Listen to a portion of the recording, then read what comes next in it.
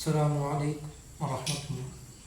الحمد لله رب العالمين والصلاة والسلام على أشرف المرسلين وعلى آله وصحبه وسلم.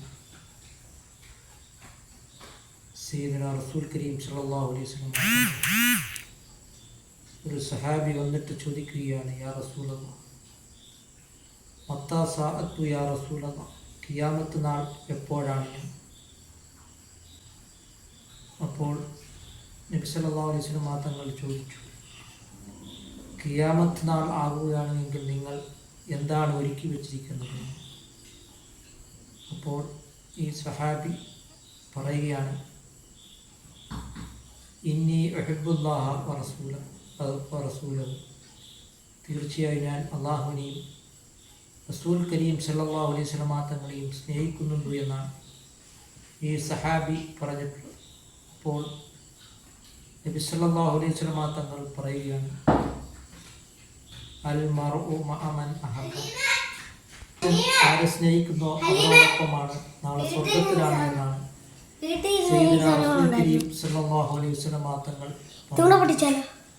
അതുകൊണ്ട് നാം നബി സല്ലല്ലാഹു അലൈഹി വസല്ലം തങ്ങളെ സ്നേഹിച്ചു കഴിഞ്ഞാൽ നബി സല്ലല്ലാഹു അലൈഹി വസല്ലം തങ്ങളോടൊപ്പം നമുക്ക് സ്വർഗത്തിൽ കടക്കുവാൻ കഴിയുന്നതാണ്. ഈ സഹാബി ഒരിക്കലും ചോദിച്ചില്ല, എൻ്റെ സൽക്കർമ്മങ്ങൾ കൊണ്ടോ എൻ്റെ നിസ്കാരം കൊണ്ടോ എൻ്റെ നോമ്പ് കൊണ്ടോ ഞാൻ രക്ഷപ്പെടുമെന്ന് ഈ സഹാബി ഒരിക്കലും പറഞ്ഞിട്ടില്ല.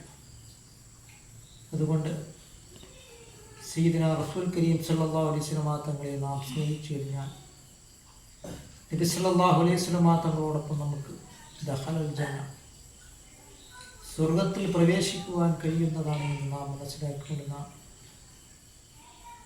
സയ്യിദുനാ റസൂൽ കരീം സല്ലല്ലാഹു അലൈഹി വസല്ലം തങ്ങളെ നാം മഹബ്ബത്ത് വെക്കുവാനും അങ്ങനെ നാം മഹബ്ബത്തു റസൂലില്ലാഹി സല്ലല്ലാഹു അലൈഹി വസല്ലം, പുണ്യ നബി സല്ലല്ലാഹു അലൈഹി വസല്ലം തങ്ങളെ നാം മഹബ്ബത്ത് വെക്കുവാനും നാം ശ്രമിക്കുന്നു.